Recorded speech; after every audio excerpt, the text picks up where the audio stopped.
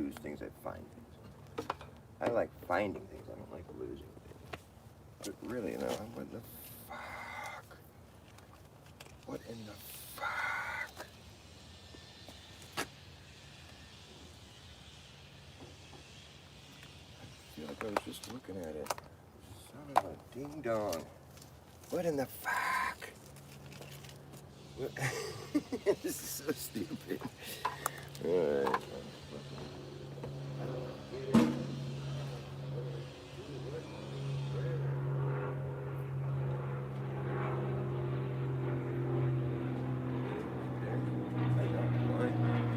That's not it. Where the fuck is it?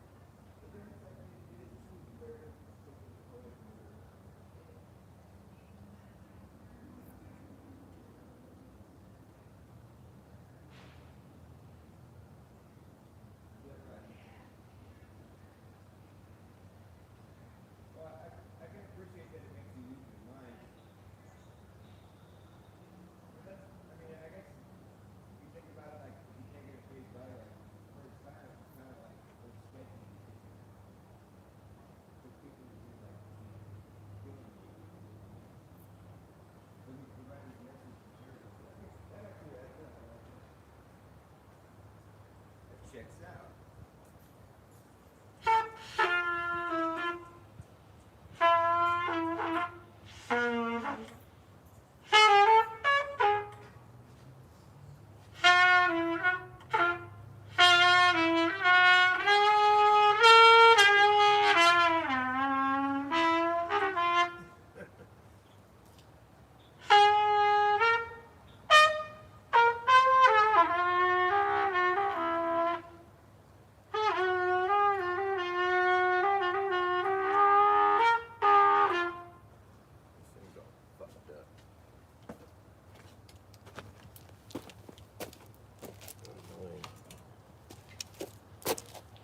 Hey, other people here? Well, somebody's here, right-minded. Rebecca Lynn, hey, nice to see you. What's up? Sorry, I disappeared there for a second. I was trying to find my cigarette that I lost, that I found. That's what you have to say. She's like, I don't lose things. I find things. Because if you're like, I'm looking for something, you know, then it's like that's what you're doing. You're looking for it. You have to be like, I'm finding something, you know, because then that's what you're doing. You're finding it. That's when you. Because the thing is, you're not going to find it until you give up looking for it. As soon as you're done looking, that's where it is. It's like, oh, there it is. Oh, I was looking for it all day. You should have just stopped looking for it, because that's when you found it. See this thing I'm painting?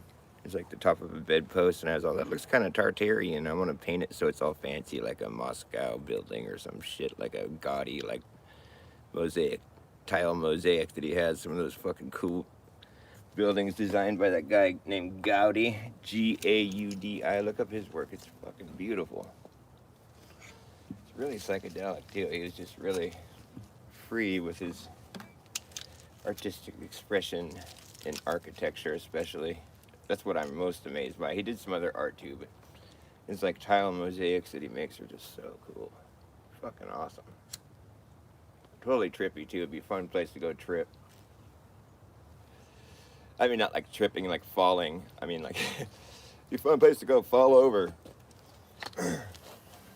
Oh my goodness, that's way out of tune. I'm already tuning my trumpet. See what is.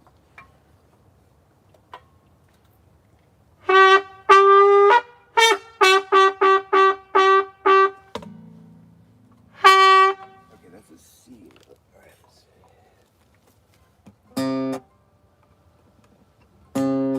Is it?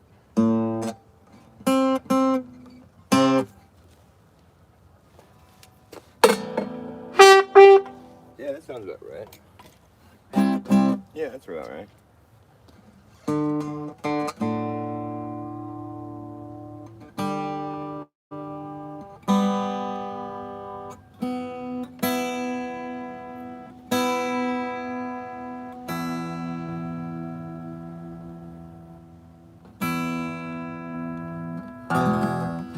Oh, that's better. That's so much better. You know, it's funny. One time I was doing a YouTube show, and I get this idea. I'm like, I'm gonna perform the whole "Working Man's Dead" album by the Grateful Dead. I'm like, I'm gonna do it each song. You know, I'm gonna play it in the same order that they do on the album, and I'm gonna try to do each song, do a really good version of each song. I was all pumped, and I put the cover of the "Working Man's Dead" for my thumbnail. I'm like, I'm gonna play the "Working Man's Dead" live, you know, on my guitar. I was all psyched. I'm like, hopefully people want to come watch, you know. And I started playing. I think it's like Uncle John's Band or something. It's the first song on the album. And I was all, yeah, this is fun. And then YouTube shut it down. They're like, just pull. That's the only time they've ever pulled the plug on any of my live streams. And I talk about some shit that's gotten me censored before, but not in real time like that. I was like, damn, I got shut down. Like, that's like, you know, God stepping in and just being like, sorry. And then they sent me, I didn't get a strike, but they sent me a message saying something along the lines of like, there was like a violation of copyright material or something. But I'm like, damn, I was just playing my guitar, really? You can't title your stream. I didn't say this is the Grateful Dead performing. I said I'm gonna play this album, and I put their album for the thumbnail, and I was proceeding to play it on my guitar, and that was like, it's such an offense that they decided to shut down my live stream. I'm like, wow, that's kind of extreme. I was expecting the copyright strike that comes with, because I'll do cover songs and I always get the copyright strike, but they don't. It's not a punishment. They just, whatever. You can't. It's not. You know. I can't sell it or whatever. I'm not making money, so what's the big deal? I don't know why they shut down that live stream. What are they? Were they worried? Like, you know, it's like people if they play somebody else's music that's like from the CD, you know, or whatever. That CD. I'm probably dated in saying that kind of thing. From the record, the vinyl, the 8-track. No, it's like that'll get your stream shut down in real time. I think I've seen that happen where they're playing somebody else's recording. But like if you're just covering someone's music, I've never had that happen. You'll get the copyright, but you won't get shut down in real time. Hello. So I just thought that was weird. I was like, wow, I must have really sounded like the Grateful Dead. I guess I'll take that as a compliment. Some people wouldn't take that as a compliment, but I do.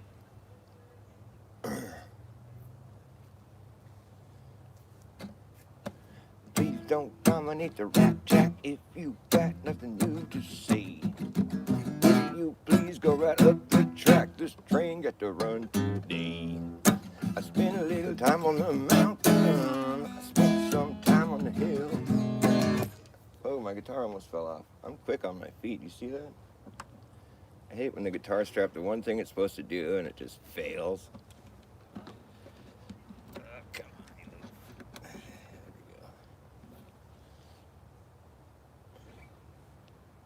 on. I don't know what I've been told. How does it go? Spend a little time on the mountain, spend a little time on the hill. I saw things getting out of hand, but I guess they always will. I don't know what I was told. Either son of man died of cold. Keep on running, don't stand and wait. The sun getting dark and the hour so late. One way or another. One way or another. One way or another. This darkness got to give, got to give.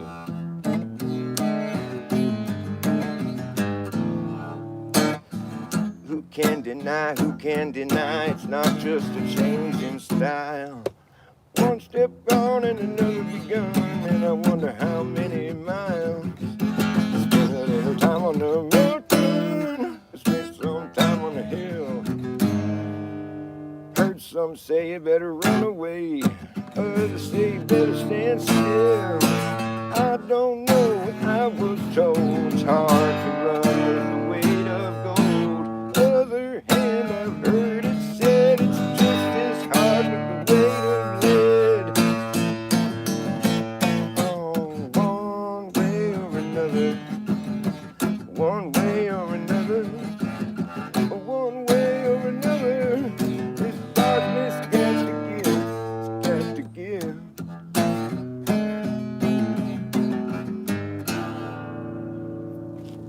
Put this thing out. Well, you can't overlook the light jack of any other highway to ride. It's got no signs or dividing lines and very few rules to guide. Spent some time on the mountain, spent a little time on the hill. Saw things I don't understand, but I think in time I will. I don't know what I was told. If the horse don't pull, you got to carry the load. I don't know whose back's that strong. Will you find out before too long? One way or another, one way or another, one way or another. This darkness got to give, it's got to give. This darkness got to give. This darkness got to give, it's got to give. One way or another, this darkness got to give.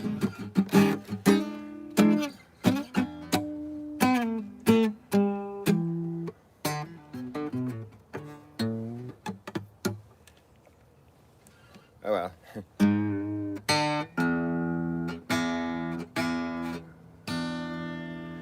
Right-minded, what's going on, Phil? Nice to see you. Is that Phil?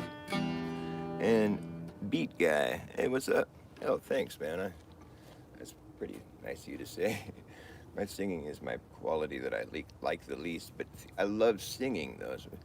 But I listen back to it sometimes and I'm like, ugh. So that's flattering. Thank you. It's also encouraging. Okay, what was I gonna do? I'm digging the Grateful Dead. Maybe I'll play some more Grateful Dead. Or just see, the thing with the Grateful Dead is so fun is that they cover so much music too. I mean, I love all their original music.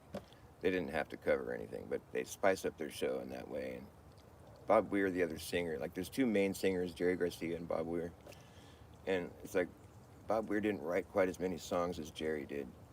In fact, Jerry was just prolific. He had so many songs. But so it was necessary for Bob, because they switched back and forth throughout the show, you know. And so Bob Weir had to come up with some other songs to sing, and so a lot of his stuff is covers. But I love Bob Weir's stuff too. Jerry Garcia is like, he's like the guy that I think revere the most out of guitar players, singer songwriters. I just love his stuff. It's like, it's part of my DNA now at this point. I'm an old school Deadhead, you know. I was like big into it back when they were still playing together, all of them. Now Jerry's dead. He's gratefully dead, and Phil Lesh did. Dude, he died too. I got to see Phil Lesh though a couple years ago, the year before he died, at the Warfield in San Francisco, and it was incredible. It was so much fun. It was such a good show. It was epic. I couldn't believe the quality of band that he'd put together. It was like the best band you could have, you know. Like he had like backup, like these gospel singers and horns and you know everything, the whole 9 yards, and it was like playing the Grateful Dead music though. So it was like hearing the Grateful Dead music, you know, performed like to an extent where anybody that was listening would have to be like, wow, that's cool. I mean, because the Grateful Dead's kind of an acquired taste. They weren't the best singers, and they were crazy, you know. They were just kind of funky and weird. They weren't like your typical packaged band, you know. So people would be like, what the fuck is this? But you had to like sort of ease into it, you know. But the thing is, they're amazing. they play by this. It's about their live performance. They play by this formula of like sort of like a freedom sort of thing, where it's like you can hear each instrument kind of surfing along this. Each song is like a format that they're following it, and each instrument is kind of surfing along this sort of progression that's been set out. So every time they play the song, it's different. They're just kind of riding the wave of the song, and like when you're taking a lot of acid and stuff, it's like it becomes a really it's a kind of thing that it's really hard to explain, but once you get it, you get it. Though each song takes you on a journey, and there's all these buried messages in it. There's all these the lyrics are really well chosen. It's just something that you don't get it if you don't get it. So you're just not going to get it. So I'll just shut up. But I'm going to play some Grateful Dead because I love them so much, and since I've been talking about them so much right now. I don't really talk about them that much because nobody likes them. It seems like I don't know anybody that likes the Grateful Dead anymore. So whatever. So that's just neither here nor there.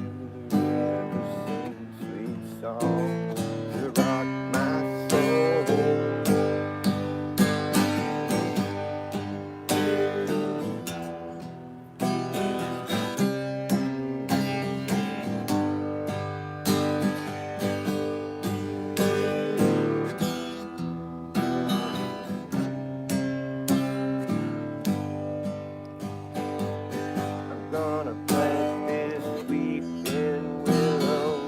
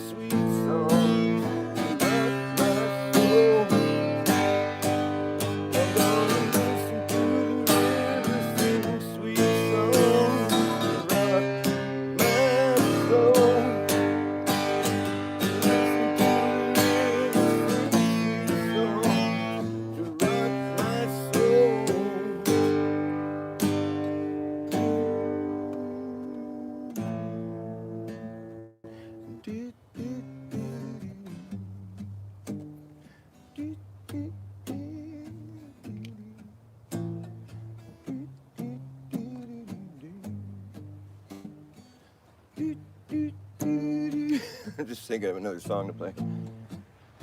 So I'm just killing time. What's another good Grateful Dead song?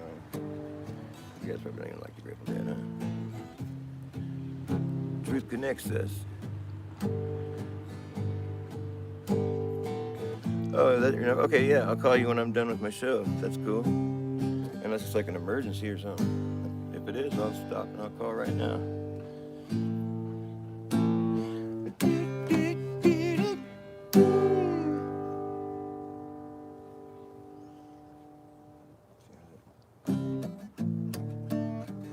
How's it go?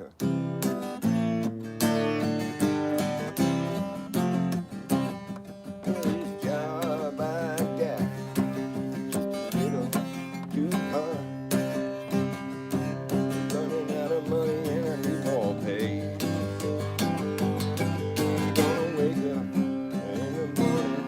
I'm gonna pack my bags and put it on down the line. Going down the line. Down the line. Going down the line.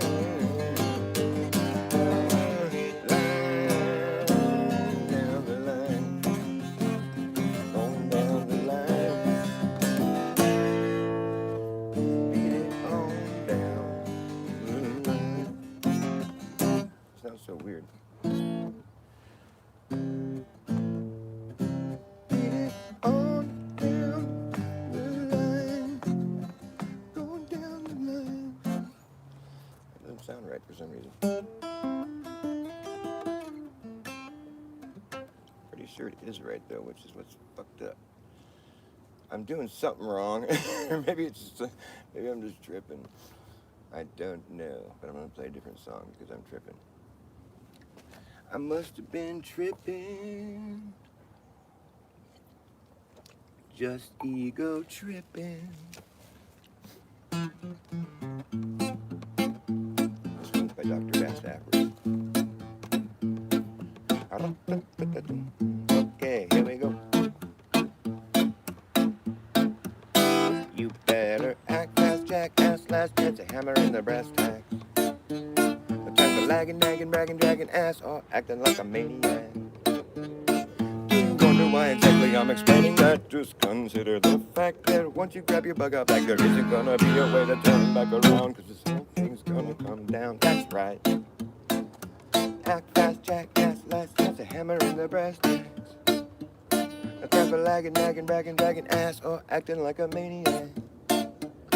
Do you wonder why exactly I'm explaining that? Just consider the fact that once you grab your bug out back, there isn't gonna be a way to turn back around, cause this whole thing's gonna come down, that's right. And we will see who's laughing when the place starts collapsing in a free for all. Anything can happen when the ship goes down, so does the captain. Wherever you are is where you'll be stuck. Yeah, when this place goes belly up, better have yourself a damn good plan when the shit hits the fan.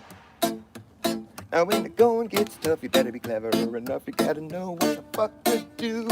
You gotta run amok, let the muck run you. You better act fast, jackass, last chance, a hammer in the brass tacks. No time for lagging, nagging, bragging, dragging ass, or acting like a maniac.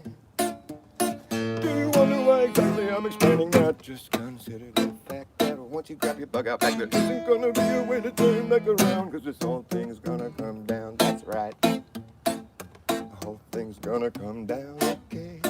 I said the whole damn thing is gonna come down, that's right.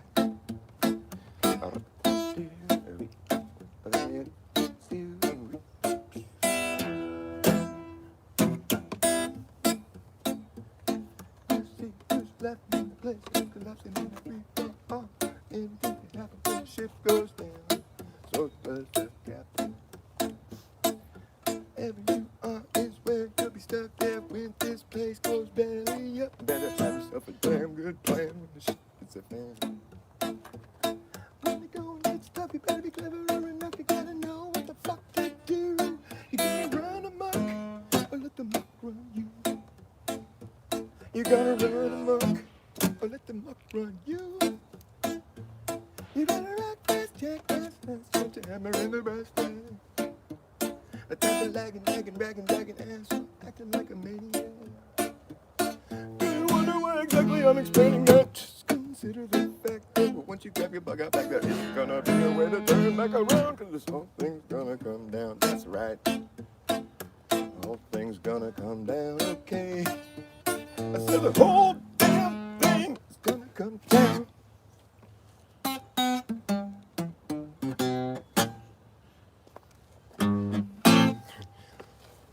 That's it. That's the end right there.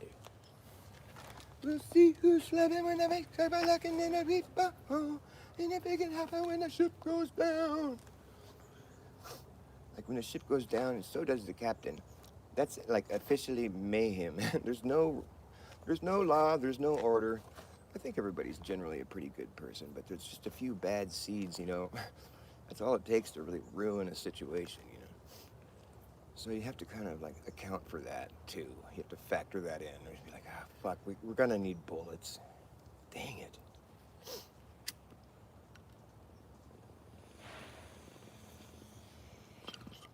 I mean, what do you think about? I think Charlie Kirk faked his death because it's just like such a staged thing, you know. It's like he probably collected like a handsome amount of, you know, life insurance, and he probably just paid out Erica some money to take care of the kids, and so this way I don't have to kill Mikey McCoy, and this way I don't have to be a bitch to Israel. I can bail out. You can carry on with the legacy of Turning Point, fucking PSYOP USA, and you know I just go live on fucking Valhalla Island somewhere in a retreat, you know, and just be all good. And you know when my good buddy fucking Cash Peddler or whatever his name is, he comes and hangs out with me, we'll be all good. We'll get some like, you know, some honey pots, and we'll just have some fun, dude.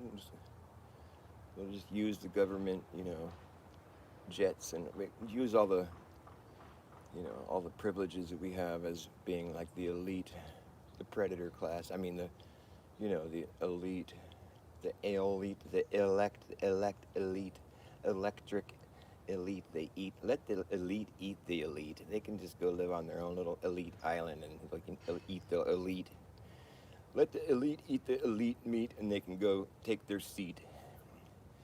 The electric elite, the Illuminati, the illuminated fucking fancy people. I mean, what makes them so special? They're fucked up, you know. They're not really special. They're just like, you know, they're just people, but it's like they're doing stupid shit, bad stuff. It's just, I mean, I don't know, man. It's like, here's the thing with power, electricity, you know, it's like, we know electricity is quite violent, you know, it's it's explosive. And here's the thing we know about electricity and power in general. Too much power in any one location blows up. And so that's what we're looking at right now. And they're just going to keep trying to take more and more power, even though they're in the process of blowing up. And they're going to say they want to do that too. We're going to blow up the old system and start a new one. That's assuming everybody's going to play along with you. What we're going to PSYOP them into submission. Yeah, good luck. I mean, I think people are starting to, it's like, once people start to see what the fuck you're up to, I mean, it's spreading, you know, people are talking about it. Yeah, it's true that your average Joe thinks it might be crazy talk, but I don't know. I mean, it really, if you just, all it would take is like one conversation where somebody's willing to listen to you, you know. I mean, some people are just going to be ready to shut you down because they don't want to think, oh, maybe there's something else going on, like a, you know, a worldwide takeover of, you know, the human population, subjugate us and get us all to like, I mean, basically the UN Sustainable Development Goals, if anybody would just sit and read some of those, you would be taken aback, I guarantee. Unless you're like already in the process of like working for them in some way, shape, or form, and you're invested in it, well then I could see how you might just not want to hear about it, but you know about it. I mean, on some level, you know that there's like, I mean, these fucking elite people, they think they understand us to the level where they're gonna like sort of trick us into like giving up all our sovereignty and like like signing it over to like artificial intelligence to govern. I mean, are you fucking for real? I mean, that's kind of a leap of. I just don't think most people want that, and it would seem that people would, finally put their foot down at the point where it's becoming quite obvious that's what's going on. It already is. I mean, it's been obvious for a while, but people. That's the thing. People just allow it because they psyop us into submission, and they give us these things where it feels like, oh well, we're making a sacrifice to be able to have this. We're gonna have to do that and whatever. And it's like, I mean, it's control. They can't be, the government can't be like, it's like satiated or whatever the word is.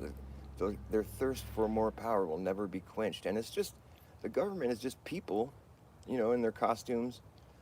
That's all everybody's doing is just wearing a costume. I went to school so I could wear this costume. And the guys that have guns on their costume, they support my claim to this costume, so it's all good. It's real. Okay?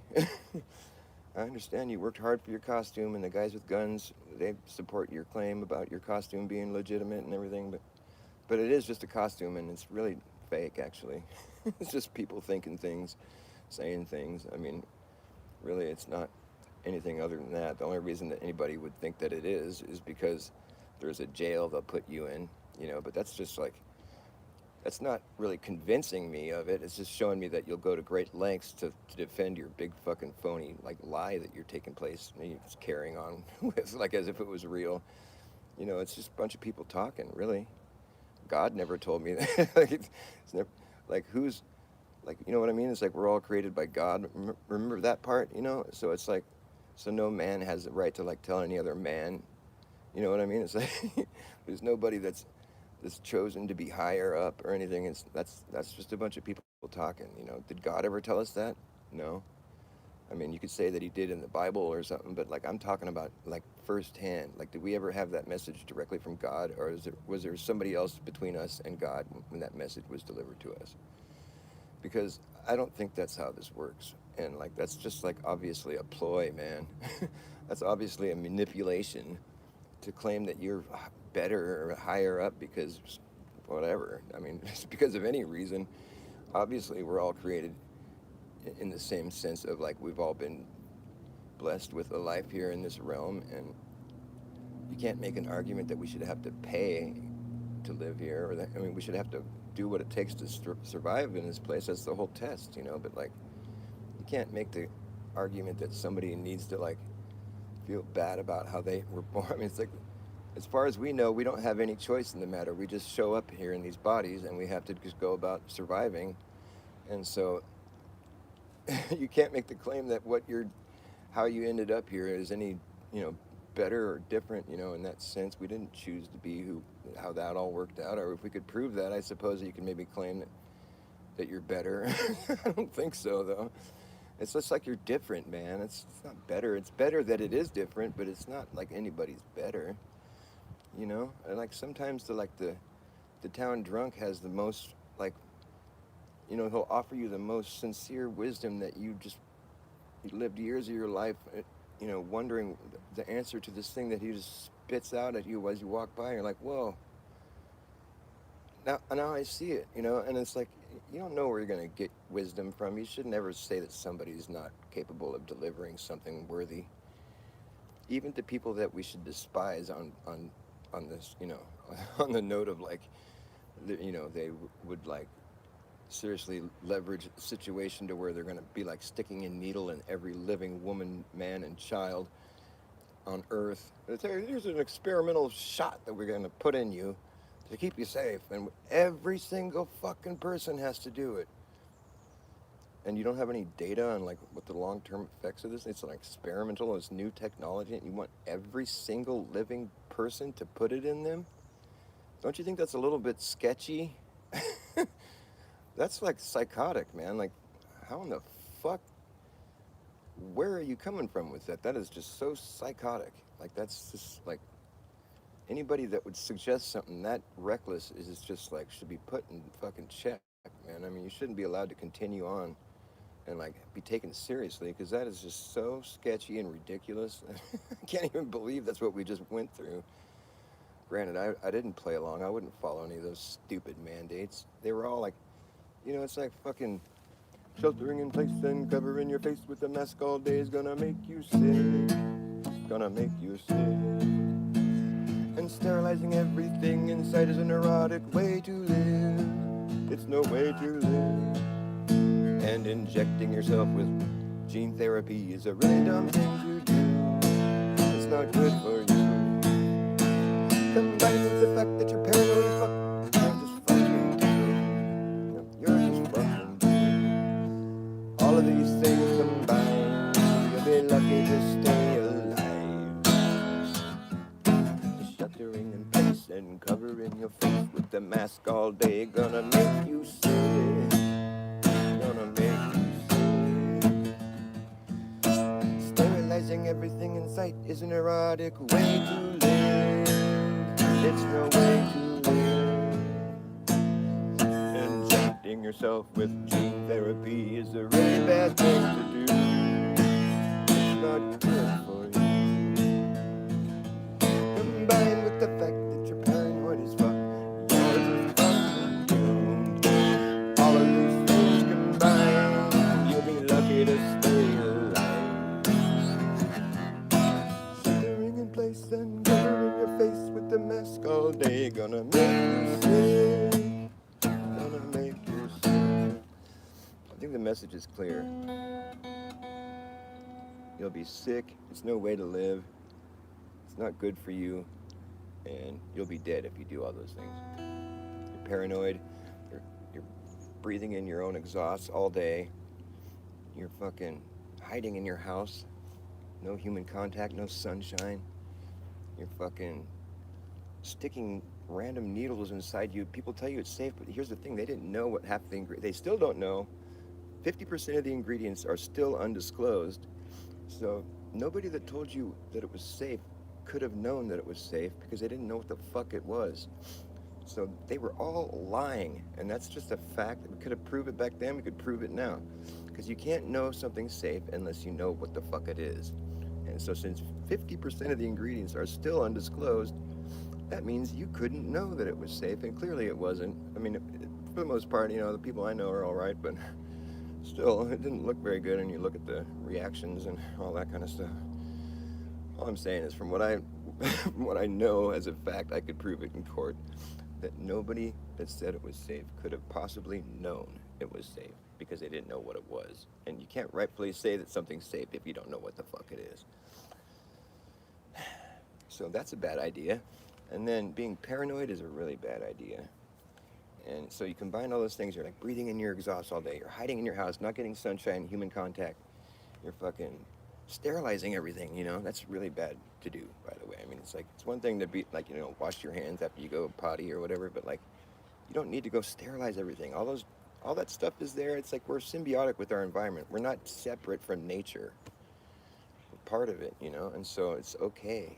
Relax. And, you know, it's always a bad idea to have someone put a needle in you. There's very few cases where that's going to be a good thing. You know, there is a couple, but, like, it's always going to be a pretty bad idea, especially if you don't know what the fuck's in it. You can't trust Big Pharma. You never could, and you never should. We all know that intuitively. They get sued right before the whole scamdemic for, like, $9 billion in damages or some shit. It's like, dude, because they lie. So... and that's what they were sued for, you know? So trusting them is not, that's not an option. And then it's like, you know, to be paranoid, that's, you know, paranoia will destroy you. That's like a cliche for a reason. And then you add all those things up, you know? Like, if you really took their advice seriously and you did all the things like I listed right there, you know, for one thing, if you're still alive, you're still on the hook to go and get those jabs every time they got a booster. Because if that's following the advice, you know, that's what they advise. I mean, you probably lost track of how many jabs you got at this point, and it's like, dude, each one of those jabs comes with a whole slew of possible risks, you know, including death. So, I mean, every time you take one of those, it's like you're increasing the chance of death. And so, because it's one of the things that could possibly happen, along with a slew of other fucking, I mean, you can't accidentally make a product that can have that many possible side effects that are really bad. There's 9 pages of them in fine print. It's like, You don't just accidentally make a combination of chemicals that are that dangerous, potentially. I mean, I have a mind to think that like a lot of the stuff that they put out there in people was just like, saline. And I sure as fuck hope that's the case. Maybe that's just wishful thinking, but because if you look at what the ingredients that are disclosed, it's not good. It's stuff that doesn't belong in people.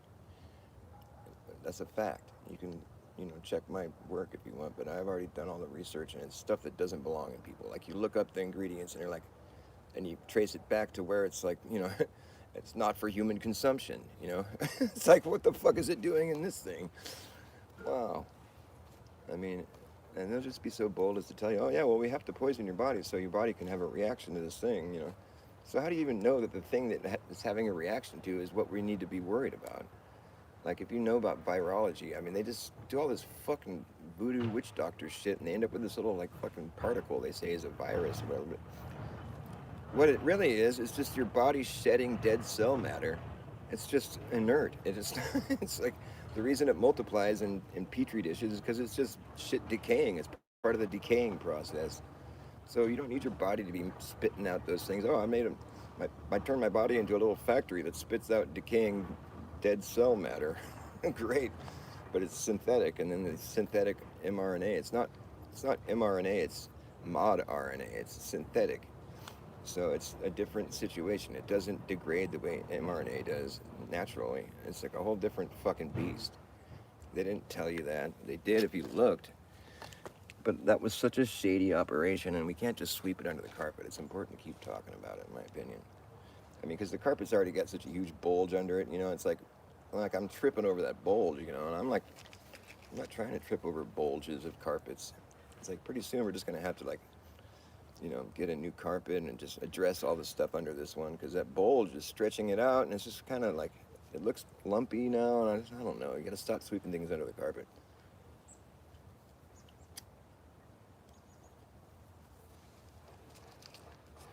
You know what I'm saying? Dirty ketchup.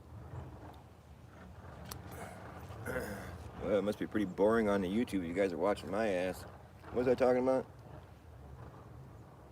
Big pharma.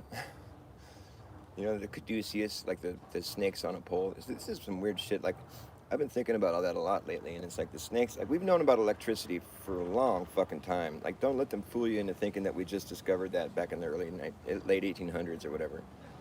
Because, like, I mean, assuming the Bible is as old as we've been told, I mean, it seems to be. I mean, I'd probably put my money on the fact that it's old, but we can't really know. But I mean, I'm pretty sure it is. And so, anyways, the Bible makes mention of this snakes on a pole, this symbol that we see, in a lot of things in commerce and medical stuff, and just the caduceus symbol, snakes on a pole. Well, that's a symbol for electricity. It's like, because a snake is a copper wire. That's what we call wires, snakes. And a pole is a magnet. And when you put copper wire around a magnet, like a snake on a pole, that's electricity. That's how you get electricity. And so we've known about electricity for a long time. There's no other reason why you're going to show a snake on a pole. I mean, it's a message, dude, and it means electricity. That's how you make power. And so it's currency, It's like the dollar sign is a snake on a pole. It's currency.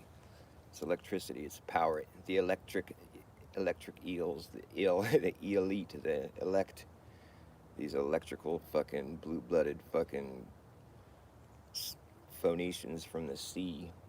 The sea. You see the sea, son? You see, son?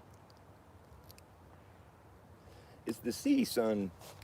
That's the sea, son, right there. You're in the sea, son.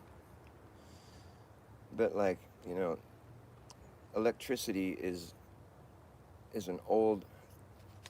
We've understood that for a long time. And I think it's something that maybe was brought forth by this a maritime sort of situation that we're in. It's all sea-based. And you think about it, it's like, where did the sea come from? It doesn't rain salt water. We don't drink salt water. Our blood is like saline, like salt water. It has a lot in common with our blood, actually. The plasma or whatever. And it's like, but it's like, you know, there's evidence. I can go up the street from me. I'm 1,000 foot elevation. I can find shark teeth in a dry riverbed up the street any day of the week. There's millions of them. So they obviously were living up there. Sharks, you know, at like 1,000 feet above sea level. Sharks were living up there, and so I'd have to think that probably what happened was there was water up here at that point in time, and I'd imagine it was higher than that point because the sharks don't just come up to the top of the water to eat or whatever. That's probably like it's probably lower towards the bottom. That was the bottom of the ocean right there when there was ocean there. I can't think of any other excuse why there'd be shark teeth everywhere. You could say that the earth shook the land. I don't think that's what happened, dude. I think there just used to be a lot more salt water here, seawater, and so that's like easily another 1,500 feet. Can you imagine if there was another 2,000 feet of water on the earth right now? I mean, most of the place would be underwater. I have evidence to support that theory. And now, think about this. There's cities that we've found underneath the ocean. And outside of Cuba, there's a city that was found. It's like in perfect shape down there, like 100 meters. It's like 600 feet below the ocean, below the surface. And I imagine when that city was built, they didn't build it underwater. There wasn't water there, and I imagine they weren't right on the shore of whatever water there was at the time. So the water had to have been another 1,000 feet below where it's at right now for that city to have been built, or maybe it could have been more than 1,000 feet, but that's at least 1,000 more feet. And so I'm talking like 2,000 feet above sea level. Right there used to be ocean, and we can show that there's evidence that there used to be 1,000 foot less seawater. So it's a discrepancy of like 3,000 feet or almost a mile's worth of ocean, you know, like up, like worldwide, sea level is worldwide, so it's like the whole fucking place would be underwater at that point. I mean, not the whole place, but most of it. There'd be a few little outcroppings, but it wouldn't be, you know what I'm saying? It's like, that's kind of weird. So where'd all this salt water come from? I mean, if you want to say that the sky opened up and it came from, the heavens or whatever, I think that's kind of a crazy theory because of this. If the firmament were to break, I mean, we don't know what's up there. Like, we don't know, like, if there's waters above for real, I mean, that would destroy it. I mean, if there was a breach in the firmament, the whole thing would fucking, it's like a crack in the dam, it's just like, it's little at first, but, the dam blows eventually. There's a lot of pressure behind it is what I'm saying. So if there's a break in the integrity of it, it's over unless you don't fix it or whatever. But so I don't know. I mean, it could have, maybe it was supernatural in the sense where God just opened the sky up and just flooded the place. But like, obviously when it's raining, it's coming from the clouds, from inside our enclosure. So that's how water works. It recycles and comes back down, But like all this salt water, like, I mean, they say God made the heavens and earth in the beginning, and his face was above the water. And so there was water here. But like, salt water though, I mean, and like, if there's been a discrepancy of like 3,000 feet of ocean, and that's a lot of fucking water. You don't even have any idea how much, we can't even conceive of how much water that is. For there to have been a discrepancy of that much ocean that we can, that there's evidence to support. So I'm just thinking about this, just like realistically, like, what does that mean? Where did all this salt water come from? And where did all the salt water go? Are we currently looking at a situation where the sea is dropping? I mean, certainly it seems to be the case if we're thinking about it logically. I mean, where did it all go? And where did it come from? Did someone pull a plug at the bottom? I mean, we don't even know how deep the ocean is. We haven't even been to the bottom of it. We can't go to the bottom of it. It's to the point, some of the stuff we've seen down there is crazy, like that fucking little like gel. That guy that found it, he bumped into it. It was like this little miniature firmament where there's like water inside of it splashing on the shore. That shit's cool. But yeah, I mean, I can't help but think. I mean, see, the thing is with the salt water, it's like salt water is conductive. Like, it works with electronics. It's like we need all the salt water now to fucking cool off our AI machines and shit. These fucking data centers. I mean, it's a good thing we have all those oceans there, because we would rip through all our drinking water really quick with these data centers. They go through a lot of water. If you look at, I mean, the amount of resources that are used to provide our internet, it's fucking mind-boggling. It's mind-crippling. It's insane, you know. But like that's I don't want to talk about that right now. I want to talk about this ocean. Like where did it come from? Did someone pull a plug and it leaked in? Were there, you know, is this like the days of Noah where there just geysers spewing salt water? Do geysers spew salt water? Is that something? Is that a thing? I don't even know. Where did it all come from? Was that part of the? Was that just part of the package in the beginning? I mean, it seems kind of weird that our Earth that we were given dominion over would be mostly water. It's like it's not really favoring us when you think about it. It's mostly salt water. It's favoring saltwater creatures, which we are salt water. We have salt blood or whatever. It's like, but we're not fit for living in the ocean, obviously. So what? It's just a weird thing, and we just always have taken it for granted. But like I just accepted that's how the world is. But like it's just strange how this world would have been created with so much salt water, and then there was evidence where there was a time when there was a lot less. But our history is so shot, dude. It doesn't tell us certain things that would be nice to know. It doesn't want us to know the truth. It's like why don't we get taught that? Like it's like I don't remember learning that the ocean can drop 3,000. It's like there's a discrepancy of 3,000 feet of ocean water. That's insane, dude. I don't know. It's just stuff to think about, I guess. Whatever. You guys thinking about things? Thinking about stuff? Yeah. Well, the salt mines, like the ocean rises and falls through like a it's like a pump system that's a natural earth. I mean, there's like pressure buildup, you know. It's a perfectly designed system. There's these salt tunnels that go underneath the sea and they come out in other places. There's salt mines, they call them, I guess.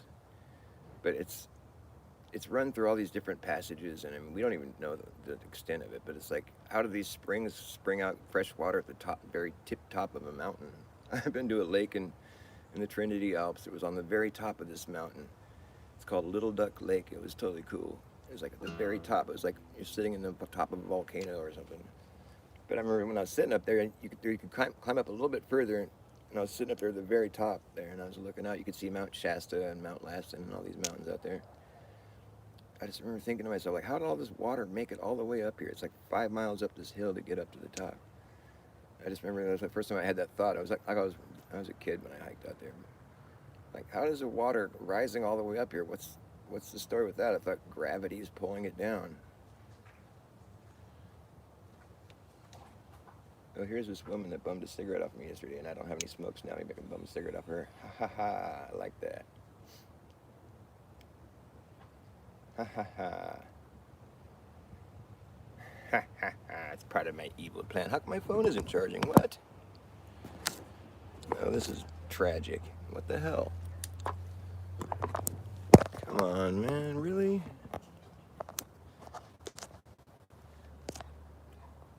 My phone isn't charging. That's retarded. I gotta try to bum a cigarette off this lady.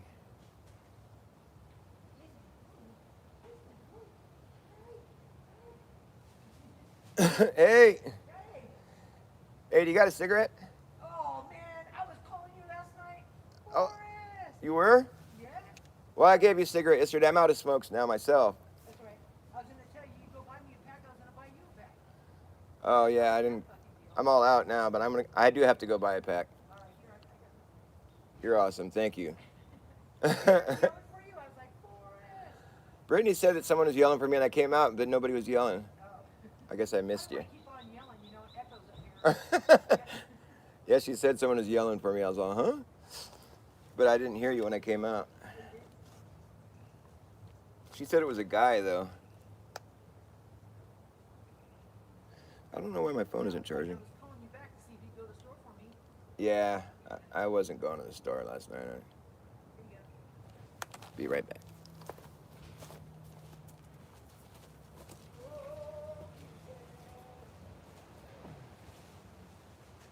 My bad. Forrest, you all right? You're awesome. You are. Thank you last night. I appreciate it. Yeah, sorry I didn't hear you when you came back. I might have been talked into that. I don't know. That's your loss. True. Yes. What are you doing out here? I want to let you out. I gotta figure. figure out why my phone isn't charging, because it's gonna die like in the middle of my show and I'll be all pissed. So I'm gonna bring you with me here and get to the bottom of this situation. If that plug is plugged in. Maybe it's not plugged in the house anymore. Oh, maybe.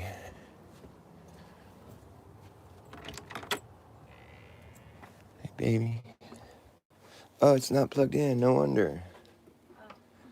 I do this to myself all the time because I plug it in when I come in the house. There we go. You can have that last smoke. You can have that last smoke because I just bummed a smoke off of the lady. Okay, now I solved my problem, and it was me that caused the problem. All right.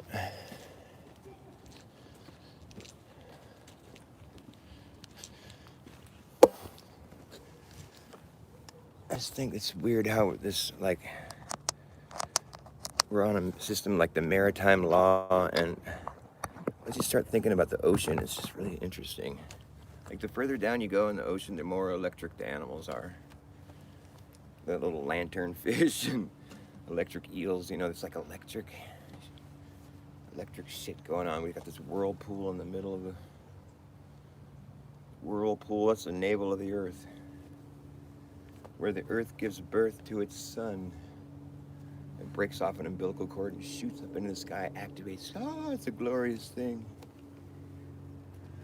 And the sun begins its circuit right there, circuitry, this electrical circuit, and begins spawning life on earth. The sun brings life. Every soul that's spawned is a spark of life. It's a visible light you can witness. That's your soul, your energy, your source. It comes from the source, the sun, the soul. The soul source, sun, that's where your soul is spawned from. A little spark that comes in you comes from the source of soul. Soul source, the sun. They call it soul, S-O-L. And that's why you see sunspots on the sun soul, because people's souls are spawning and it's coming from the sun. That little black spot on the sun's where your soul used to be. And you live your life and you have your little spark. When you pass on, your spark dissipates into the environment, you know, naturally. I'd imagine it eventually ends up back at the soul source. Or if you shine bright enough with your spark, you go to heaven and you become a star. Those are little parts of the sun up there, those stars. Little parts of the sun, they're smaller lights. I believe we have a whole sun's worth of stars. A whole soul's worth of souls in the sky. Those are the stars and sun. I think we're on our second sun right now. We've already been through one sun that spawned all its souls and they all went to heaven. And now we're on another sun and its souls, some of them are going to heaven. I'm sure we have a sun's worth of souls and some up there in the night sky. And when a sun spawns all its souls, it goes dark. That plasma substance, whatever that's the sun's made of, turns cold immediately and it hardens. You can see all the surface. On the surface of it, you can see where all the plasma stuff was popping and moving around, because it hardens, and so you can see what the surface looked like before it hardened. You know, there's all these little bubbles, and because when it hardens, there's like all these little craters all over where the bubbles were, you know. And it's made of the stuff that suns are made of, obviously. And so when the new sun shines on it, it absorbs it and causes it to glow. It's really cool looking. It's all based on where the sun's at, you know. It'll charge that part of it up, and it glows, and it'll glow at night when it moves across the sky, which is amazing. Before, there was a time when there was no dead sun moving across the night sky and glowing. Everybody really was probably pretty amazed when all this happened. I think there's some people that survived it, because there's people now today that'll talk of a time when there was no moon in the sky. Their ancient ancestors, that is. I mean, not today, but they've told that story that passed on through all the generations, where there was a time when there was no moon in the sky, and that's because they were probably from the first sun. And so you can also tell an old sun by looking for its belly button, right where it broke off from the navel of Earth. So next time the moon is out, Look for its belly button. Now that you know what you're looking for, it's easy to find. The thing is, with the sun gives life. It sparks your soul. It's sparking life. The sun, the daylight is life giving. And the moon is a dead sun. It no longer gives life. And in fact, it gives death. The moonlight will decay things. It's a cold light versus the warm light of the sun. As the moonlight speeds the decaying process up, it brings death. It decay. That's what the moon's all about. It doesn't give life anymore.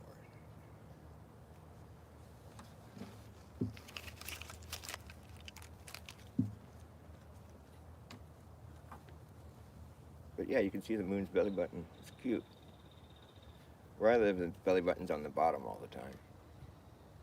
But I can imagine there's other places in the world where it's in different locations because that's how it's been explained to me, at least.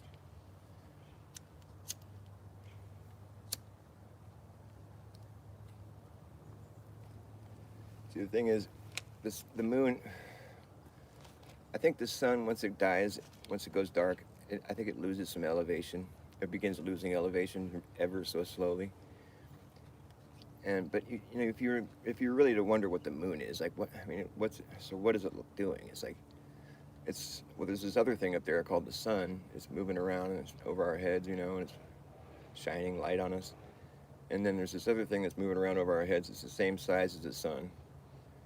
Sometimes it's lit up, but it's mostly just dead, you know.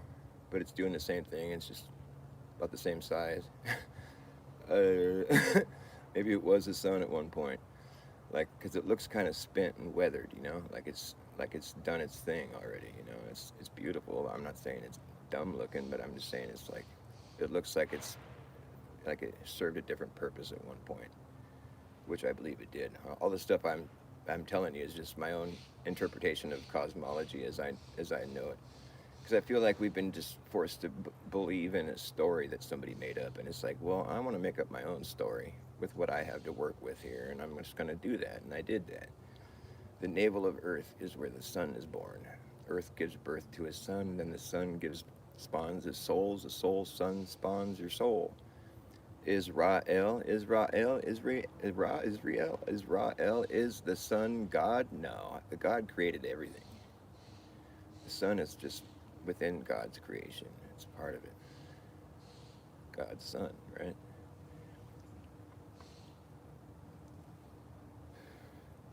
And this is kind of like a game or something, I guess you'd call it.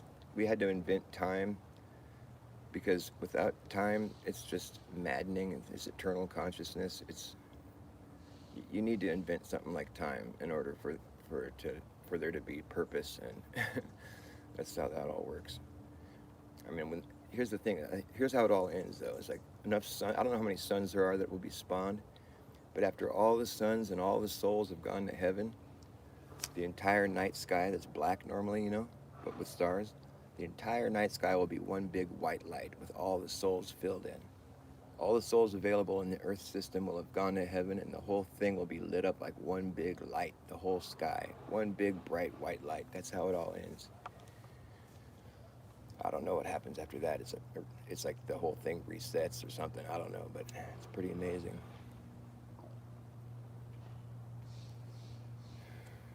You won't see a speck of black. That's the thing. It'll just be white light constantly. And all the suns will have been used up, so there won't be any day or night, or, you know, it'll just be white light constantly. And I don't know what happens after that. That's just like, maybe somebody can help me with that part, but I just imagine that would be the final ending of my cosmology. And it seems to make sense. It just keeps popping out new suns until all the suns that it had are gone, if there is a limit. I'd imagine that, you know, at the point when you can't have a day or night anymore, that would change the dynamics of this place pretty severely. See, between the suns, there's like a miniature ice age, a dark age that happens, you know, where it's just like the people that have lived here before that were all going to heaven, you know, they're incredibly brilliant, and they knew how to survive through the dark age. I think that's what happened.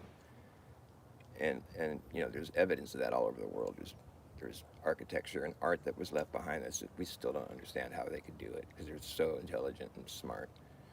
there's plenty of evidence that there was a society here before that really knew what was going on. It's likely they were all going to heaven. That's why there's so many stars and why we're on our second sun.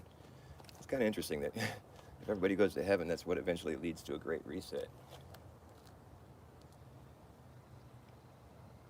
And I'd imagine that's what happened. I mean, I don't know. Like, I still don't have an explanation for where all the salt water. I can't factor that in yet. I mean, it's weird that the sun would be born from the navel of the earth right there. It's like, would there be like, is that just? I mean, can you imagine if there wasn't an ocean there? There wouldn't be a whirlpool there. There'd be like the navel of the earth. I mean, it would go in. Isn't it crazy? We have no idea how far down it goes. We've been led to believe this whole spherical earth thing, and it's like, which there is plenty of strong evidence to support as far as sky observations are concerned. In fact, it's basically what the sky is telling you. Like, if you were to really just think, like if you really just were to know all the information that's out there, I mean, it's a lot of information to go. And just at first glance, you're like, yeah, fuck that, when you think about it. But it's fucking incredible. Like, the sun, will make the analemma throughout the course of the year. It's like a sideways figure 8 with the bigger loop in the south and the smaller loop in the north. Unless you're in the south, when you're in the south, it's a bigger loop in the north. And that's it, but that's all based on where you're standing on the earth. Like, you're going to see a different version of that analemma based on location, so it changes. And it's like, this has all been like mathematically contrived. I mean, the globe model is fucking incredible. The reason you see that figure 8 is because of the wobble, because the earth is tilted, so it's tilted in reference to the sun, the orbit, and so it's causing it to wobble, so it's not a perfectly even spin, which is why that we have seasons and why the sun doesn't just sit in one spot. Because if it was just spinning facing the sun, the sun would just be right there all the time, but it's creating these circles, and then we're like rotating, and it's just like such a brilliant model, really, that's been put together. I mean, and you go to the pole or whatever, it's circling at the North Pole. You look way beyond that, Polaris is way up there, and it's making the same little teeny circle, teeny itsy bitsy little circle. And the analemma, or the ephemeral, which is the moon makes the same figure 8. And it's kind of like a profile image of this tilt that's causing the wobble. And you get the impression that what happens in the north also happens in the south. As above, so below. It's like the figure 8. It's not quite at the equator. It's the infinity symbol. But for everywhere else on Earth, it's a figure 8 with a bigger loop on one side and a smaller loop on the other side. But at the equator, it stretches out to make an infinity symbol. Pretty interesting. I think that's my favorite part about the globe model, is all those little. I mean, that's really interesting. It's really cool, because I mean, you're going to see a different version of that profile image, from wherever you are on Earth, and it all lines up. I mean, if you see how all these different, because it's all like cataloged. I mean, you should.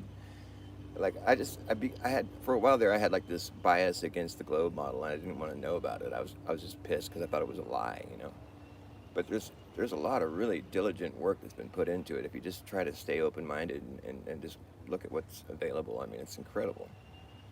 I mean, it's fucking mind-boggling, really.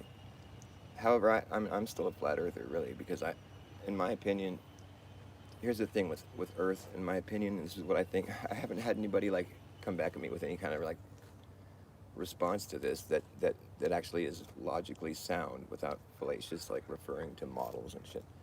Where it's like, if you have a piece of property on Earth, like say it's just like a circular piece of property, and you want to expand that property evenly, you just want to expand in every direction, you're going to start adding property to what you already had, and so that number, the amount that you have is always going to be increasing, because you're always adding.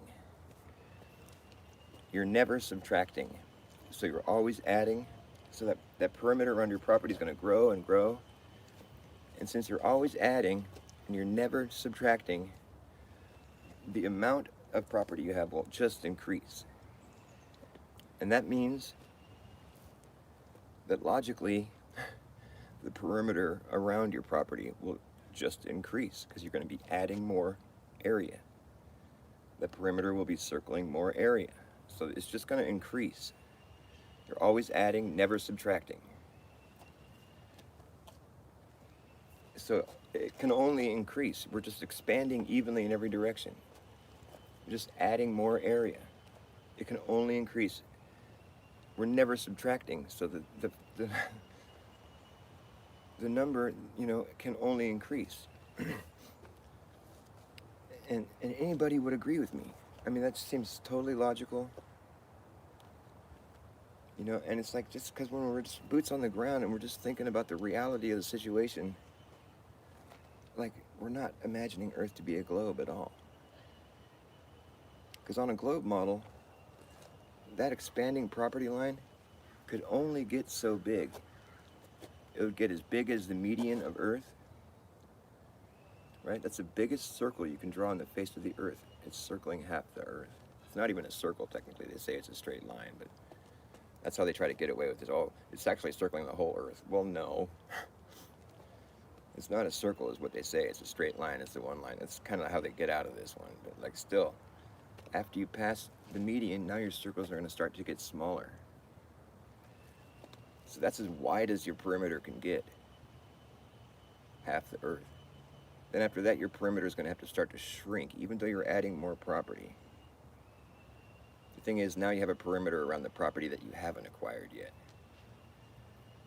So it's just kind of silly. Like, I mean, that's like, I don't know. It's like, I've told people, like, if you started at the North Pole and started expanding, like what I just said with the property expanding outward, over the ocean, over whatever, just expanding evenly outward, like, encompassing more and more Earth.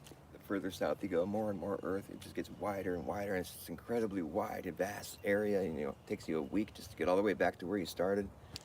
That much property, inside this circle. How do you think that's going to end? Like, when you finally run out of room to expand into? Like, how do you imagine that being in the end? Because it's gotten pretty wide. It takes you a long time to get back to where you started.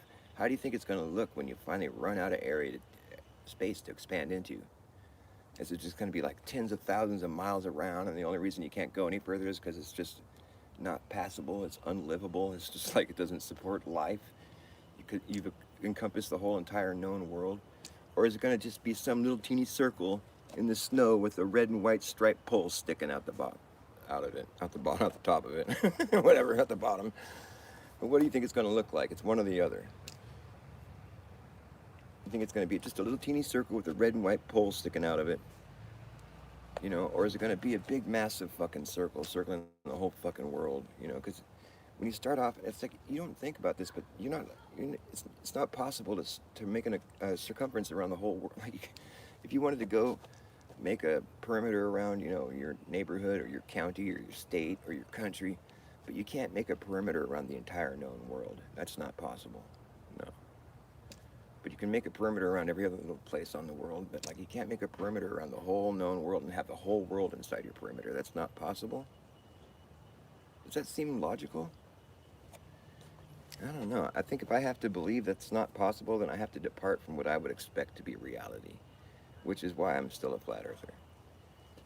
Even though I do believe that the math does kind of check out.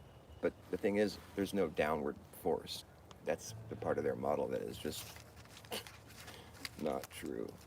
There's no downward acceleration that can't be measured. And as much as people hate to hear that for some reason, it's just true. There's no way to measure it. The downward acceleration is strictly observational. There's no way to measure it. And therefore, you can't say that it's a fact.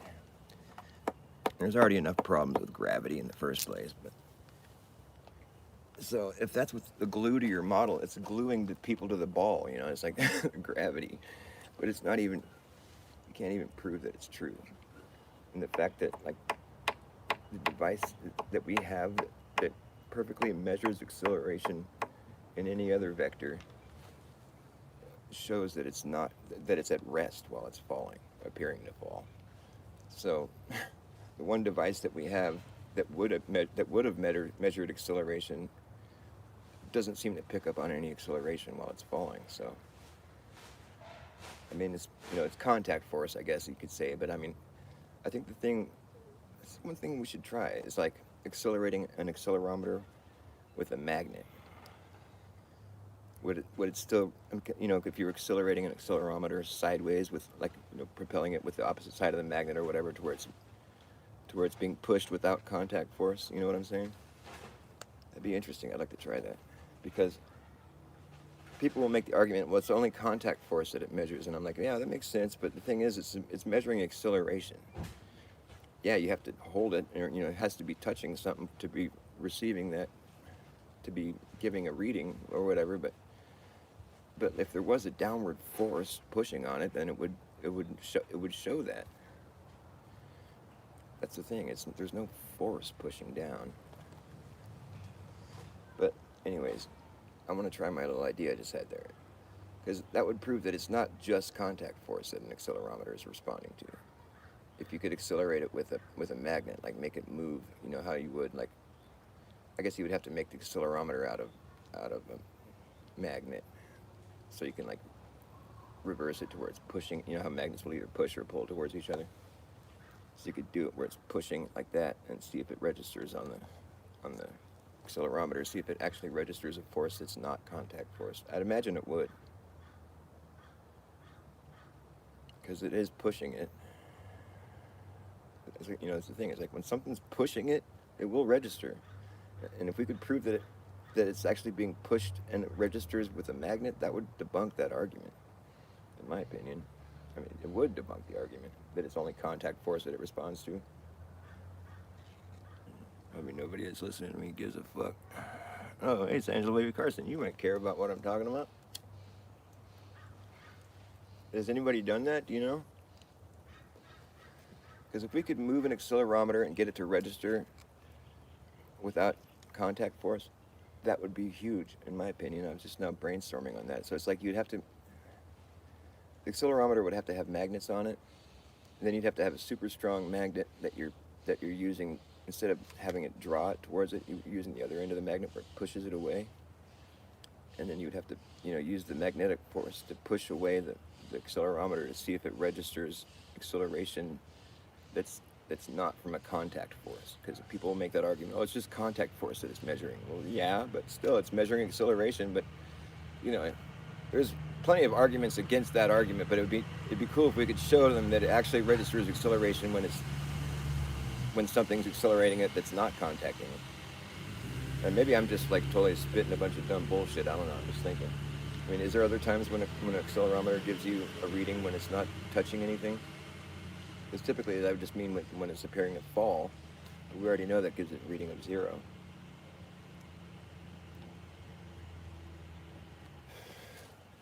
I don't know. It'd be kind of involved. We'd have to like make a. I don't know why people buy Marlboros. It's not that good.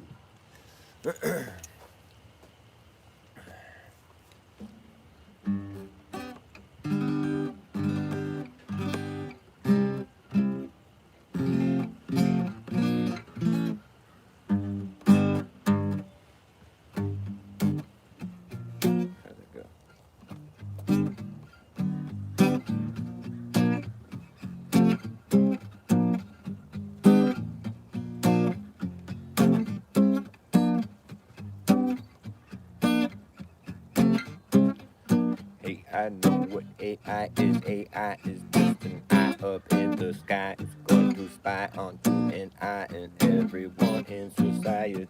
Say goodbye to your privacy. Yeah, it's the most realistic shit you're going to get, but it's still fake shit. Don't mistake it for being real. It's not alive.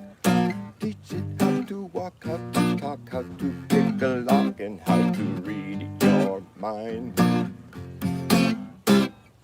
Teach it how to jump rope, how to cook dope, how to tell a joke, but it don't understand the punchline. Teach it how to repeat shit, but can it keep a secret? I don't think so, it won't know why.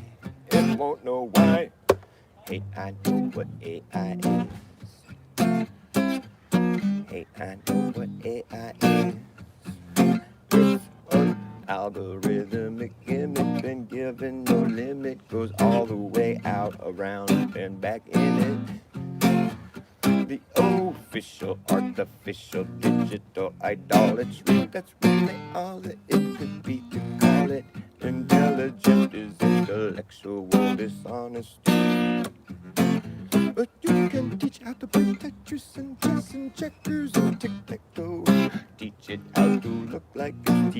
itself. Hey, look at that shit go. Whoa. Well, don't you that there's nothing new that can be done?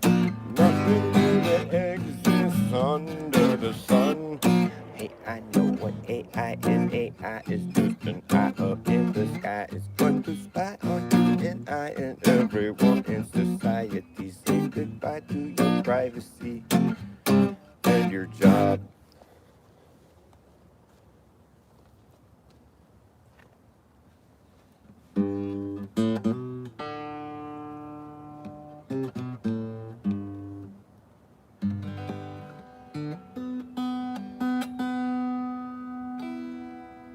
My favorite part of the song is just the very last part. And your job. Makes the whole song a big joke. Say goodbye to your privacy and your job. Oh, late. You didn't want that job anyways. You'll be glad. You'll be so glad. You'll be like, oh, thank you, AI. Oh, I'm so glad for AI. I've never willingly like used AI or thought that I needed it or it was a good idea. I better use AI for this. It's never been a thing that's occurred to me once. Oh, I should use AI to do this thing. Fucking use AI. Whatever. Maybe I will. I don't know. I fucking don't see any reason to. If I don't have any reason to right now, I don't imagine I'm gonna have any reason to later. And like everybody's so AI. Like, oh AI, so AI. I have an AI boyfriend, an AI chatbot friend that talks to me. It likes me. It tells me things I like. So it lies to you.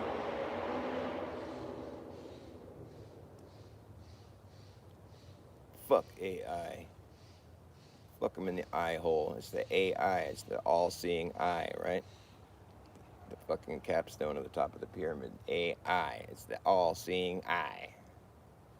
The omniscient, omnipotent, alpha, omega.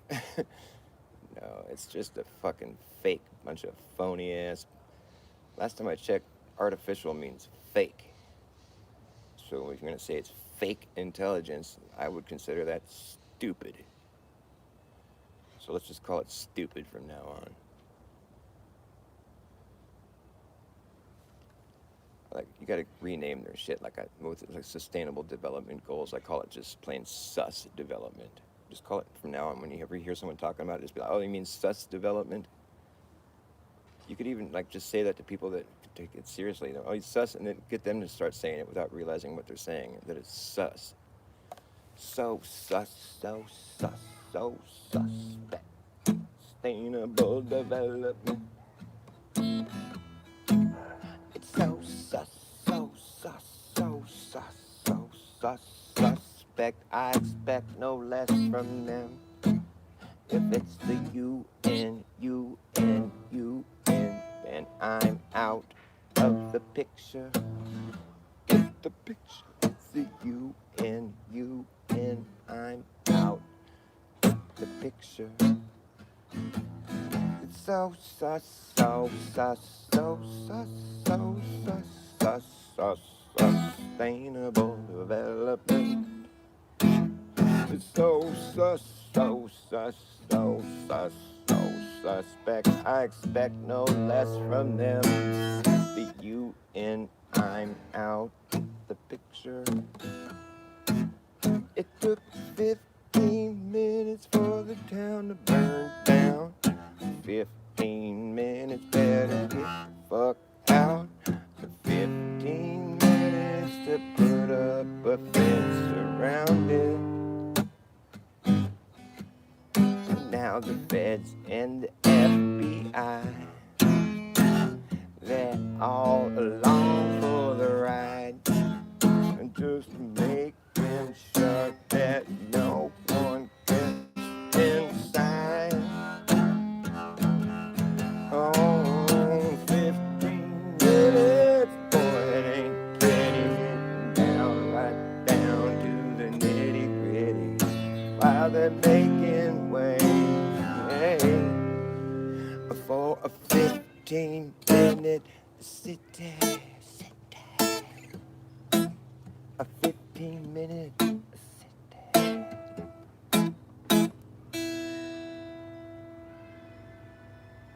water was turned off that day. There was no alarm.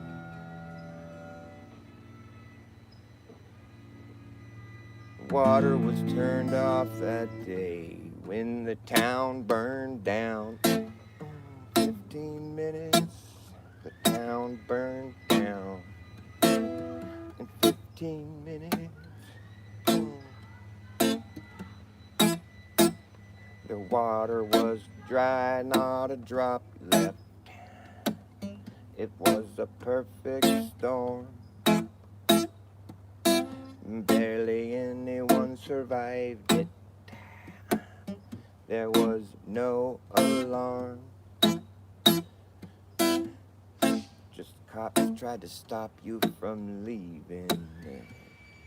There was no emergency response team. No, not until way too late. 15 minutes and the town burned down.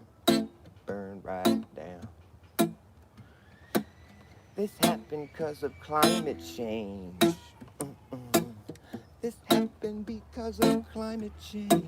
Josh Green, Josh Green, Josh Green, Josh Green. I quote, this happened because of climate change. You people should have listened. You didn't listen to me when I warned you about the climate change. And now, just look what happened.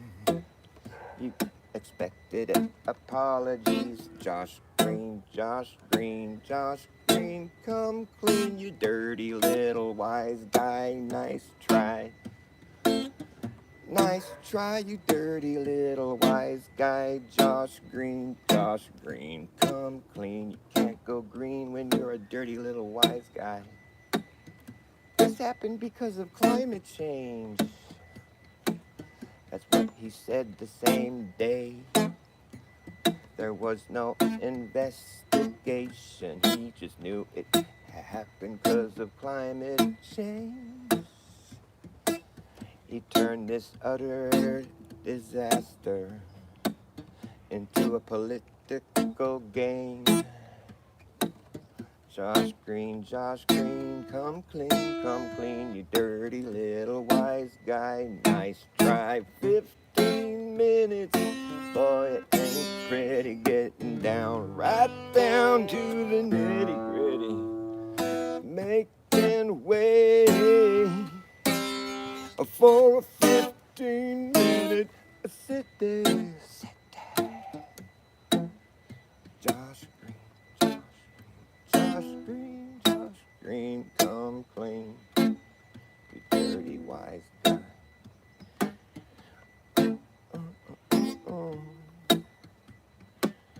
See what happens when you don't sell your property to corporate interests.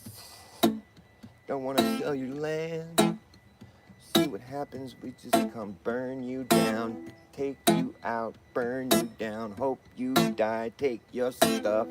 Nice try, wise guy, nice try. Nice try, wise guy.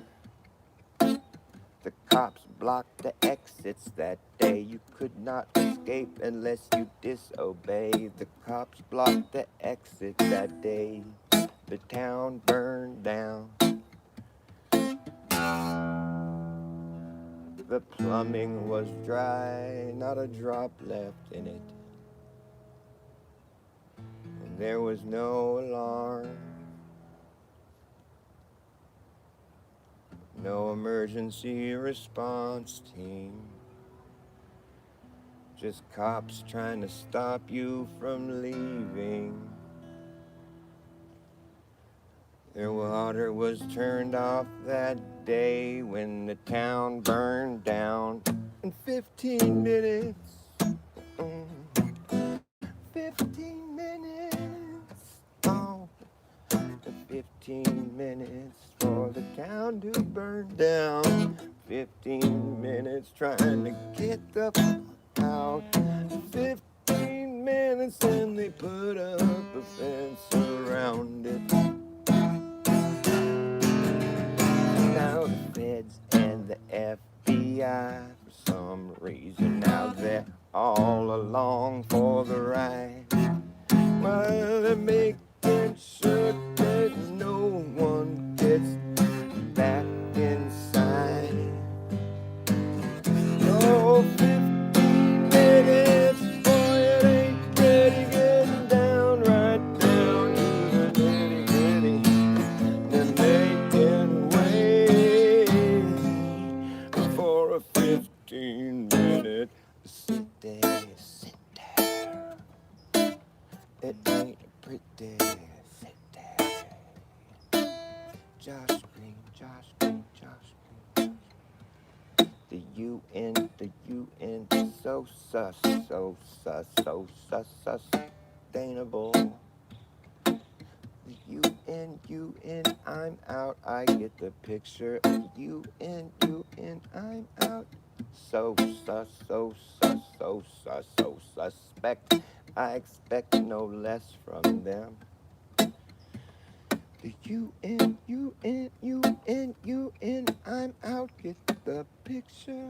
I get the picture. It's the UN, I'm out. 15 minutes, the town will burn down. 15 minutes. It's happened because of climate change. This happened because of climate change. You people should have listened to me when I warned you about the climate change. Now look what happened. You got burned down. Oh, it's so terrible. You can't come back to your property now. We're going to go ahead and clean it up. It's too dangerous for you to do it. So we're going to do it because it's not too dangerous for us. We're just going to go ahead and clean up our mess. I mean, your mess. You can't come back home, sorry.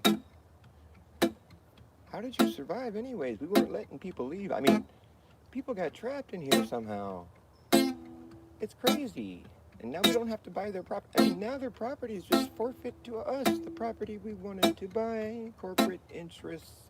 This is not a country, it's a corporation. That's what you must learn if you expect any cooperation or any accountability. Good luck. It's not a government so per se, although they do try to govern your mentality every day indeed, but they are not what they claim. Their oath is blank. They take no oath.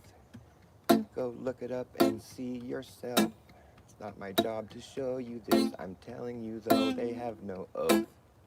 Because they're fake. That's right, it's all a takeover. It's fake. None of it's real. They're just wearing a costume. Pretending to have power over you. They take no oath because they have no allegiance to anyone but themselves. They take no oath to you or me. They just seize the power, trying to push us around, and trying to throw their weight around. They got no weight, they're fake. Got no weight to throw around, you're fake. UN, I'm out, I'm out.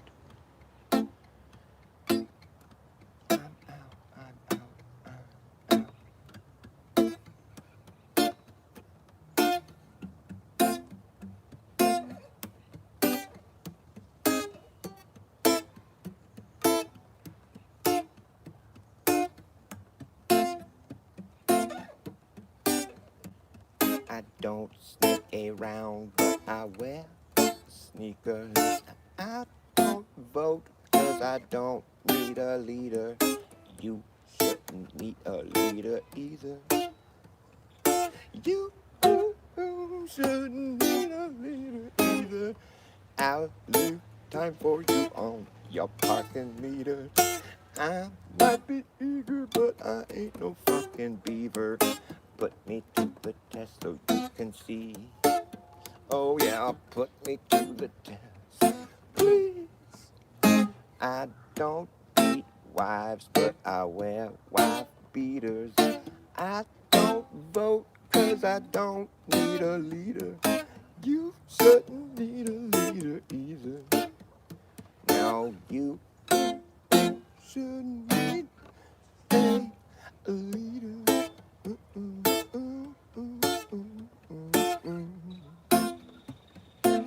You shouldn't need a leader either. Ooh, I don't vote 'cause I don't need a leader. Oh, oh. I don't vote 'cause I don't need a leader. Oh yeah, and you shouldn't need one either. There's no stupid questions, only stupid teachers. I don't vote 'cause I don't need a leader. Oh, oh. And you shouldn't need a leader either.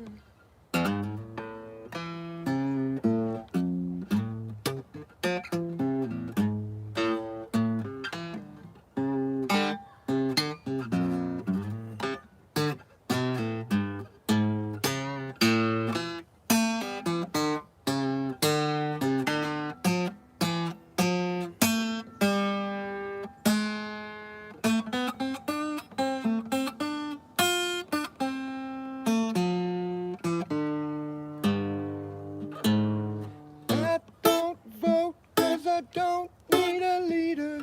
You shouldn't need a leader either.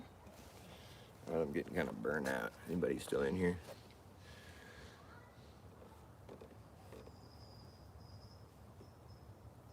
Oh yeah, well see, we don't really know unless we were able to see outside of our frame of reference, which we can't. What we know about physics is when a force is added to a situation, it creates a density gradient. We know this intuitively, or a pressure gradient, whatever you want to, same thing really. It's like, I always use the example of a car. Like if you're in a car and you put on the gas, you surge forward, you're accelerating forward, your speed is rising. You're moving forward. It's not a constant speed, you're accelerating. So you're moving forward.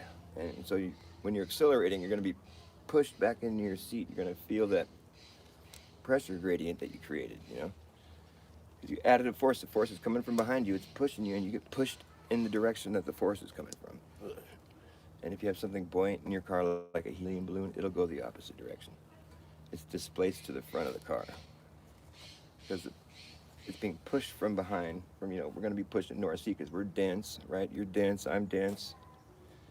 Things that are buoyant that are not dense are going to go the other, because everything's going to organize based on where the force is coming from.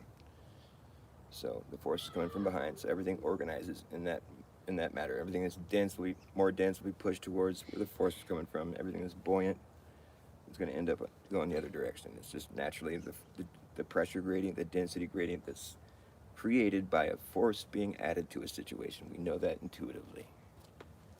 So if you just take that whole thing that's going on inside the car there, now just flip it like this, with the back of the car being the ground, and now you're being pushed against the ground and the balloon's going up. That's the windshield, and the force was coming from behind you in the car, but in the car, you were going somewhere, accelerating. But here in this situation, we're just standing here, So it's like, are we accelerating or what's going on? There's a density gradient.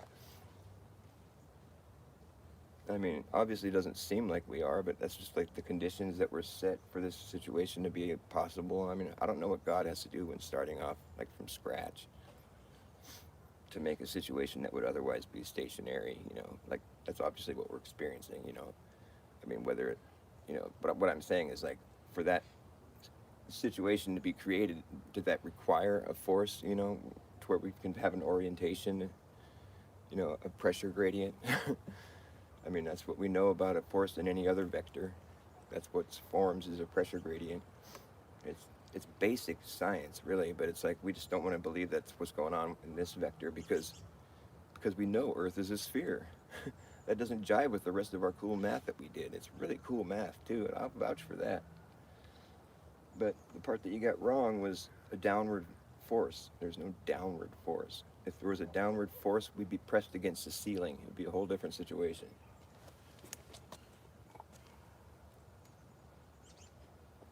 I guess, or I mean, that's the thing. We'd be standing up on the ceiling. We wouldn't be like pushed against it.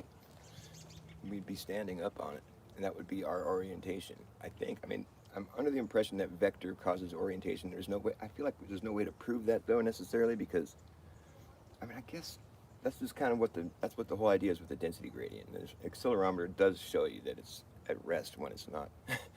Anyways, I'm getting ahead of myself. The thing is, like if you try to create a new vector while we're still inside this vector, you won't reorientate because we're still orientated in this vector.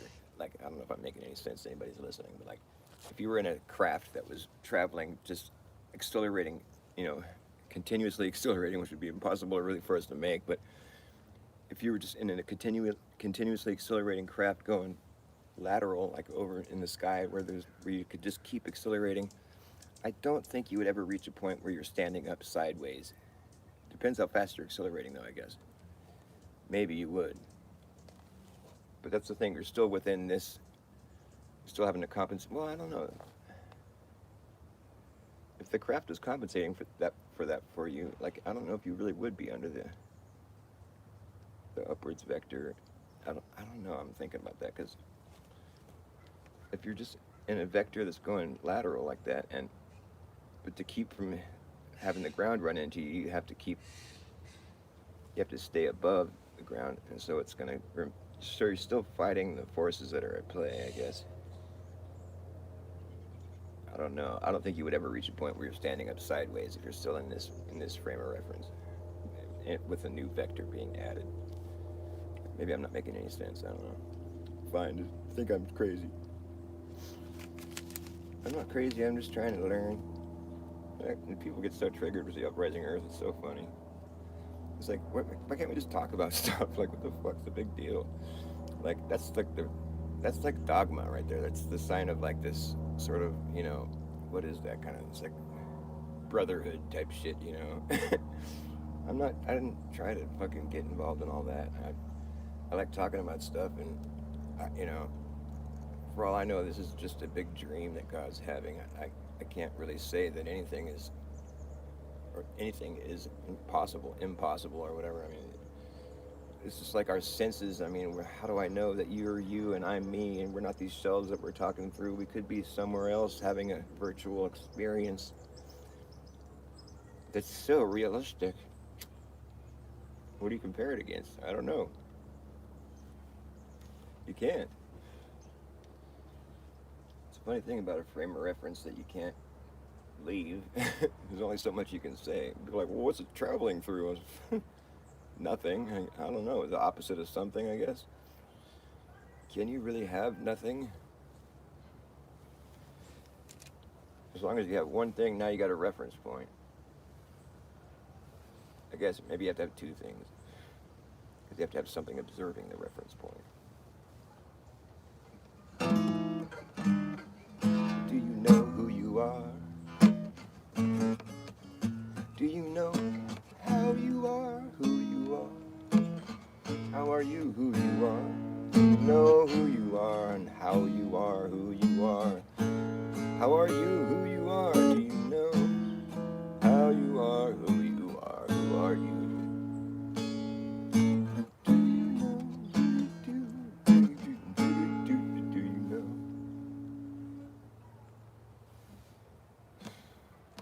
I didn't go to heaven. Heaven came to me. I didn't come around. I just came to you. I didn't write the song wrote me, and it tells you how I am, who I am, who am I? It tells you how I am, who am I? Do you know who you are? How are you who you are? Do you know who you are? Do you know?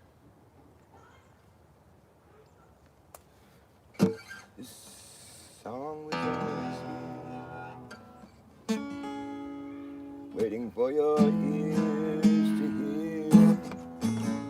And now that everything's in its right place, there's no time to waste. It's a picture perfect paradise. Isn't it nice? Take my advice. Don't think twice, just dive in headstrong. Don't wait too long. Everything's in its right place. There's no time to waste.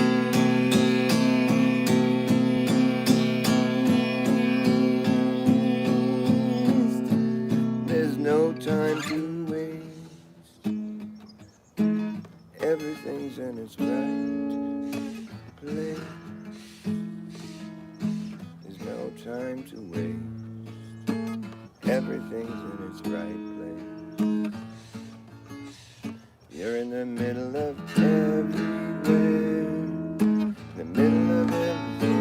In the middle of everywhere. Middle of everywhere. There's no such thing as a middle of nowhere. You could never be in the middle of nowhere. There's no such thing as a middle of nowhere. You can never be in the middle of nowhere with nothing. There's no such thing as nothing. You could never have nothing. There's no such thing. Middle of everything. You're right here in the middle of everything. And the needle on the compass is straight, indicating to you if you follow through, you'll never return. It's a straight line through and through. Will you follow through? It's up to you. You will never return. It's a straight line. The needle on the compass is straight, indicating to you if you follow through, you will never return. It's a straight line through and through. Will you follow through? It's up to you.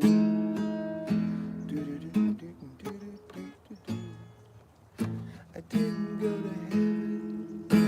Heaven came to me. I didn't come around. I just came to me. I didn't write this song. The song wrote me, and it tells you how I am, who I am. It tells you how I am, who I am. Who am I? Do you know? Do you know who you are?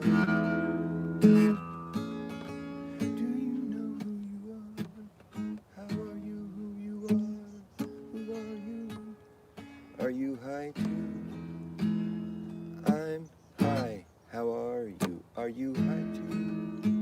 I'm high. Are you too? You too high, high too. You too high too. How are you high too? I'm so high. How are you? You high too? Hooty hooty hooty dooty doo. You travel in a straight line, you're never gonna return. You just go on forever, never come back to where you started. You have to travel in a circle to do that.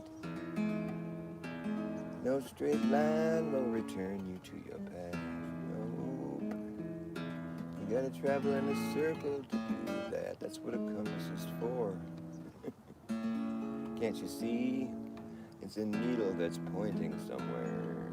You're always correcting to that one place. So in this case, you can picture that if you go one way or the other, you're circling that one place. Then the only other direction to go would be away from that one place, which is obviously not a particular place because it's not pointing at that particular place. In fact, the other end of the needle is sweeping across the entire flat plane of the compass, indicating the opposite direction as the entire thing. suppose that's what the compass shows. Prove me wrong. I don't think you will, at least not with the compass, 'cause that's how it works. Funny how we're supposed to believe that's how you find your way around a big old ball with 2 poles. But how do you find the South Pole with the compass? I don't know.